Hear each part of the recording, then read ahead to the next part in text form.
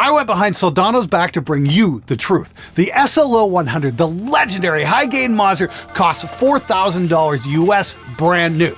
But I found a real tube amp with a very similar high-gain sound for only $183. This isn't a joke, this isn't a prank. Let me show you how to find one and how it compares to the real thing. And yes, this amp delivers the goods without breaking the bank.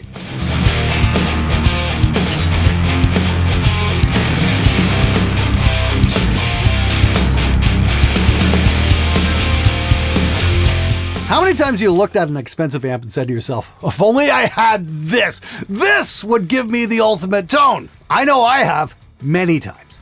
But the simple truth is, we're a visual species. We tend to listen with our eyes. Impressive looking amps are enticing, and impressive looking amps with gigantic price tags are even that much more seductive. And the Soldano SLO 100? Well, it's got to be one of the most envy-inducing amps ever made. According to Wikipedia, Mike Soldano was modifying Mesa Boogie Mark IIs, and those became the inspiration for what would become the Super Lead Overdrive 100, one of the very first amps built with high gain in mind. And that amp became popular with players as wide-ranging as Eric Clapton, Mark Knopfler, Joe Satriani, Steve Vai, and George Lynch. The SLO 100 became Edward Van Halen's amp on the album For Unlawful Carnal Knowledge, and his own signature amp, the 5150, was based off that as well. And then that amp went on to appear on some of my favorite records with some of the heaviest tones ever, such as Carcass's Heartwork and In Flames' Clayman. Now, I'm not going to mince words here, the SLO 100 is not cheap. Brand new, it'll cost you $4,000 at Sweetwater. Used? Well, you can get yourself a massive discount. Here's one for only $38.75, or one even cheaper at $38.50. And if you're looking for an original from the 90s or 2000s, well, hang on to your wallet because this is not gonna be pretty. The cheapest one I could find was going for $6,000! Looks like it used to belong to Warrior Soul. Cool band, never got anywhere near the recognition they deserved. I'd recommend checking out the album Last Decade, Dead Century, and the track The Wasteland. Here's another one that was owned by Richie Sambora that's going for only $9,995. Ouch. But wait, here's another in snakeskin that will set you back a cool $11,264.63. Holy fuck! Now ask yourself this, are these amps really going to give you a gigantic tone advantage? Of course not. This is all just smoke and mirrors fueled by greed. When you remove the labels and actually start listening with just your ears, suddenly the massive tone shift that you thought you'd get by spending a fortune tend to vanish.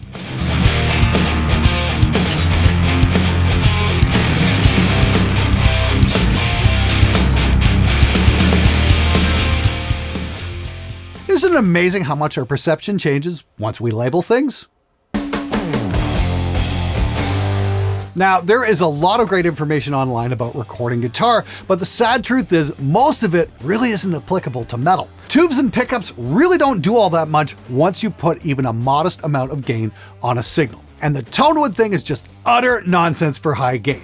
Please do not fall for the marketing. Be smarter than that and save your money. In fact, the player doesn't even matter all that much. We learned that early on as it was one of the first tests I ever did on this show. And despite the massive protest in the comments, nobody has been able to disprove those findings in over a decade. Now let's be absolutely clear here. Recording metal guitar is its own discipline. Common knowledge about recording guitar does not apply. Now look, if you want to go cover Lay Down Sally and wow them at the old folks home, there are plenty of online echo chambers for you to get trapped in regarding that style. However, if you want to lay waste to the universe, it's a completely different world. Here's an inconvenient fact. When mic'd up, a lot of these amps sound rather similar. The metal community discovered this back around 2005 or 2006 on the Andy Sneap forum when guys started blending 5150s and rectifiers run through the same cabinet. There were a number of observations on just how similar they sounded once they were under a mic, and those threads are still there if you want to have a look. Here's the issue. Amps that can vary wildly in the room really don't sound all that different in a recording situation because you have to mic a speaker or use an impulse. And speakers and impulses impart wildly different frequency responses. And the microphone that you use to record the amp's sound is going to impart its own color as well. The SM57, arguably the world's most popular microphone for guitar cabinets, does not have a flat frequency response. It's got a very significant boost at 5 to 6 kilohertz, which adds a lot of treble to a guitar sound. And this is even before it hits a mixing console. Now keep in mind, guitar is a mid-range instrument. And in the context of a mix, we have to make space for the other instruments. Yes, Mr. Guitar Player, there are other instruments being recorded as well. It's not all about you. Here's the thing, engineers, we have to dump out most of the bottom end because that's where the bass guitar and the kick drum go. We have to leave room in the top end for the cymbals and the vocals. And the guitar past 10 kilohertz is just plain nasty to listen to. In a recording situation, we have to work with the amp's usable frequencies. And this is why speaker choice is so critical, because it is the ultimate governor of your guitar sound. Everything you do goes through the extremely complex filter that is your speaker. And this is what determines what your guitar sounds like in a mix. And this is also where guitar players tend to make critical mistakes when it comes to the perceived value of an amp, because different amps tend to ship with different speakers. The massive differences we hear from amp to amp are mostly due to speaker variances, speakers that the guitarist didn't bother to inquire about. Now, in my own experience in the early 90s, I remember being rather unimpressed with the 5150 amp when it first came out. I only learned many years later that it was mostly due to the PV shitfield speaker that they insisted on loading into the PV cabinets. Try as you might, that turd is nearly impossible to record and have it sound good. But if you plug the 5150 into a cab loaded with great speakers, suddenly that amp became so much better.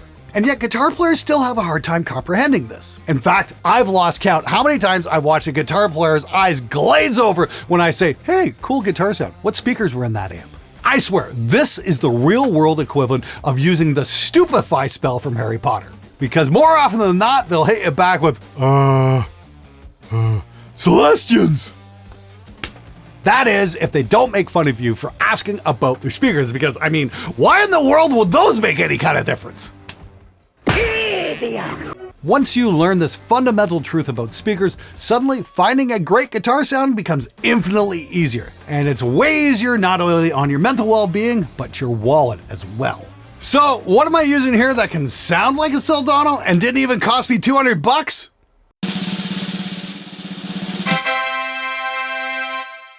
That's absolutely right. The humble 50-watt PV Valve King combo. Cue the "you just made the Soldano sound like shit on purpose" comments, because that's what happens on these videos. Now the truth is, I'm really happy with the Soldano too, but I'm even happier to know that with some careful adjustments, I can get the Valve King to sound almost exactly like it. And here's the frequency response graphs to prove it. Look closely. Frequency is at the bottom, sound pressure level is at the left. Soldano's red and the Valve King is green. We see a few deviations, but not much of any significance. Remember, for recording, we are primarily concerned with what's between 100 Hz and 10 kilohertz. The biggest difference I see here is at 100 Hz. The Soldano has more, which means you're going to have to EQ that down to make room for the bass guitar, so keep that in mind. Now, the reason I can do this test and see what's going on is because of this one critical tool, the United Studio Technologies Replay Box. It's the cleanest, most awesome reamp device I've ever come across, and is designed by Chad Kelly, the man who created the Signal Art reamp. Now, I was introduced to that by James Murphy, formerly of Obituary, Testament, and Death, and after much prodding by me, Chad perfected the design. That design is now available here as the United Box, and it's simply incredible. It is my first choice for reamping, and reamping has helped me destroy so many guitar myths over the years because it allows us to isolate only one variable in a test. No longer does the guitar player's performance become a wild card. This can deliver the same performance again and again, and we can measure what's really going on and make choices based on evidence instead of rather just guess. Now in this case, it sure looks like the Valve King is a lot closer to the Soldano than many would care to admit.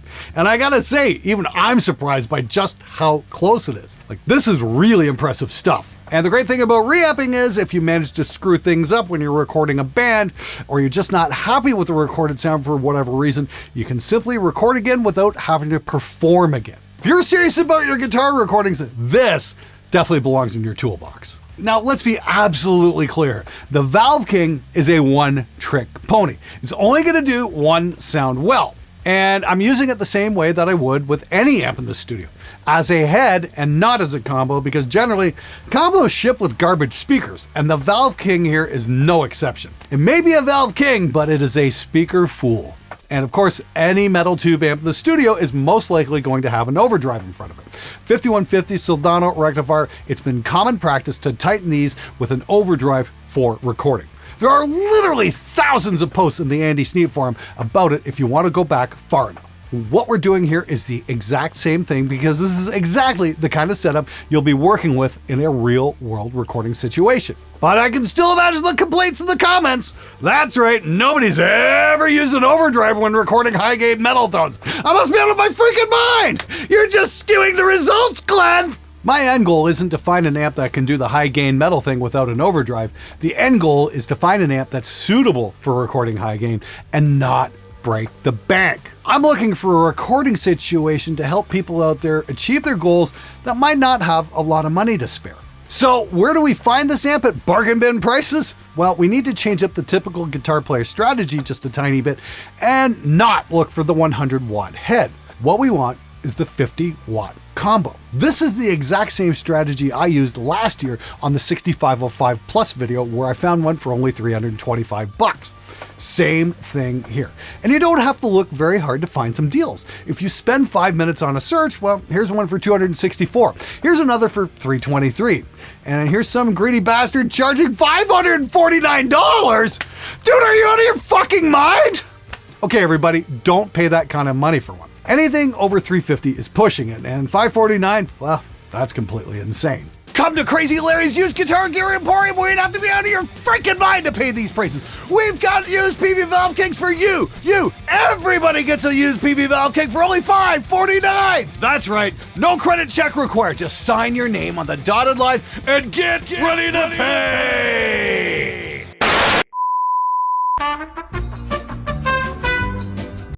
Unfortunately, you're not dumb enough to fall for that kind of bullshit, and you'll exercise a little bit of patience when hunting down used gear. Patience, I find, is the key to getting the best deals possible. You do a little homework and possibly a short road trip, and it can wind up saving you hundreds. For example, here's one for $229 on eBay, and here's one for only $250 Canadian on Facebook Marketplace. That's only $180 US dollars, guys. And that's where I found mine, Facebook Marketplace. This one I got right here, only 250 Canadian dollars. And I found it in the town that's too cheap to buy real amps. Yep, the same place I found the Bugera 1960, Tilbury, Ontario. Home of the Tillbillies, and where dating your cousin isn't frowned upon nearly enough. Yeah, I get it. Facebook is a dumpster fire of horrible negativity, and yet Marketplace is a great spot to find deals because, unlike Reverb and eBay, they don't take a cut. And the Valve King is cheap because it's an amp that most guitar players will scoff at. It's perceived as having little value because the speaker it ships with sounds like shit. However, if you bypass that speaker and plug it into a good cabinet, suddenly this little bastard roars to life and can even keep up with the legendary Soldano. And today, to craft this tone, I'm using one of my all-time favorite affordable guitar cabs, the Harley Benton Vertical Greenback 2x12. It's rated at 50 watts, which is perfect for what this amp can throw out, and it is loud as hell. I love greenbacks because they were the speaker of choice in metal's formative years, but now they're somewhat rarer, so it's far easier to find a tone that stands out from the crowd with one of these because they're not using vintage 30s. This is one of my favorite pieces of affordable gear, and at only $347, it is priced within reach of many players. In fact, the all-in cost for this entire rig, amp, and cabinet is only $530. And at only 42 pounds, there's far less chance of throwing your back out than by lugging around a fully loaded 4x12. Now, if you're wondering, 50 watts for an amp is plenty of power. Volume is determined not by the amp's output, but by the speaker's sensitivity rating. Yep, it's down to those damn pesky speakers again. Now in this case, greenbacks are rated at 96 decibels, meaning with 1 watt of power at 1 meter distance, the speaker output will be 96 decibels. And on the loudness scale, that puts it between a hairdryer and a helicopter. And that's with only 1 watt! Bigger power amps mean more headroom and not always more volume. Now, there are a few caveats with this Valve King. In this case, the amp tends to crap out when you push the volume past the 11 o'clock position because there's not a lot of headroom. But for studio recording, this works fine because the object is to get the speakers moving and not tear your ears off.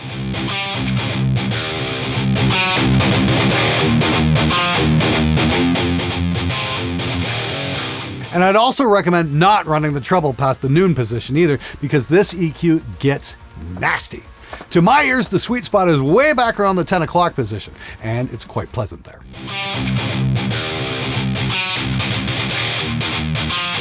Just remember to have music playing when you're dialing in your tone.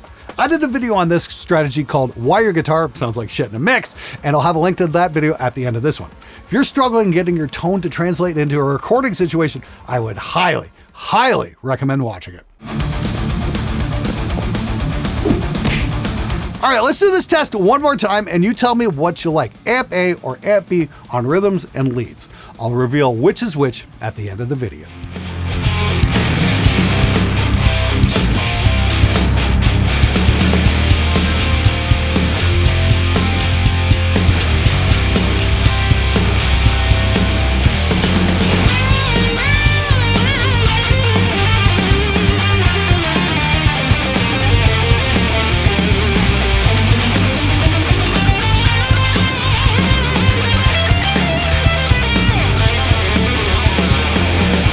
Pretty impressive, huh?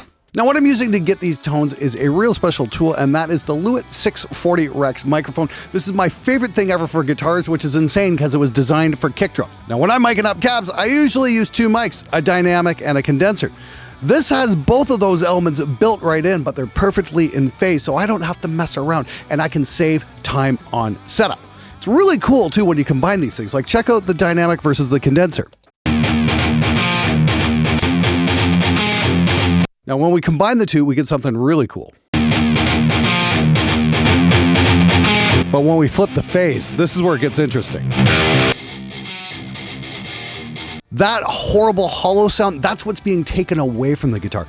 And we do that so we have to spend less time mixing. This is what I would call the ultimate convenience mic. If you record a lot of guitar, you should really check one of these out over at lewitt.com. It is simply awesome.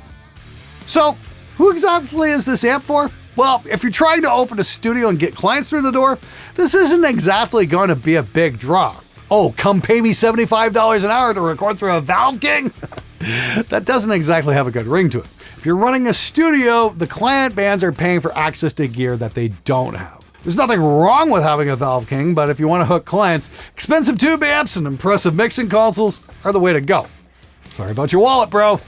And don't forget, you're going to have endless fun trying to get the bands to pay for studio time regardless. If you want to record bands, that's absolutely fine, but if you want to earn a living, you'd better be open to doing soundtracks for dog food commercials. And sadly, inflation is making a lot of high-end amps like the Soldano out of reach for many people. Amp modelers are fantastic, but there's a good chance that you're going to sound like everyone else with that modeler because the sound is not in the hands. In recording, it's in the speaker and the microphone, or the amp sim and impulse. And if your guitar player is going on and on about his pickups and how great they make his guitar sound, have him watch this.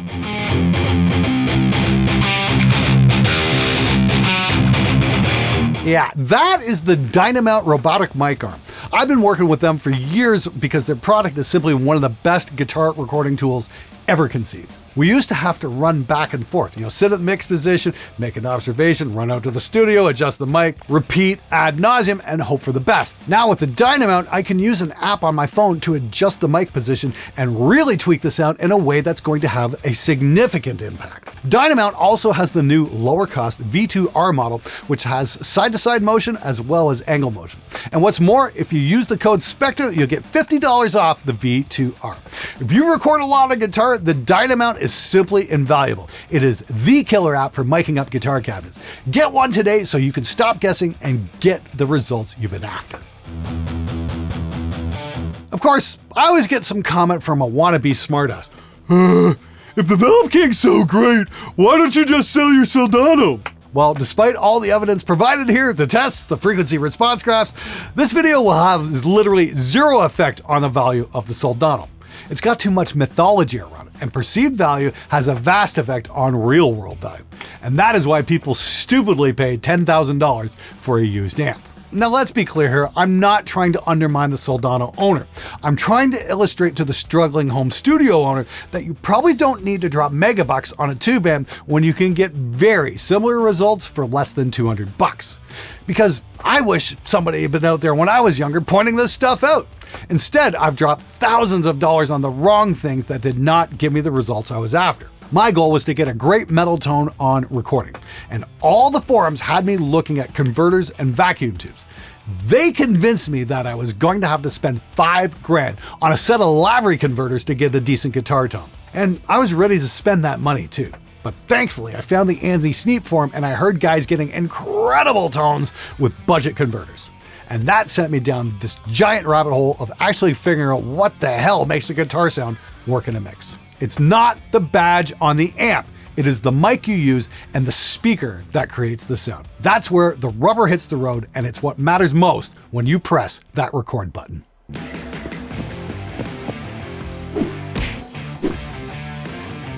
So I think we can put this one on the SMG Hidden Gems list with a few caveats. As of right now, the Val King 50 watt combo would be ranked at number 3, number 2 being the Bugera 1960, and number 1 being the 6505 Plus combo. As long as you dial this amp in carefully, you can get a truly great recording with it. Just be cautious with that treble and volume knob. Neither of those like to be put past the 12 o'clock position, and some better dialed back just a bit. If you've got one of these kicking around at home and haven't been able to get good results with it, try plugging it into a better cabinet and try these settings. You'll be shocked at what this amp can really produce.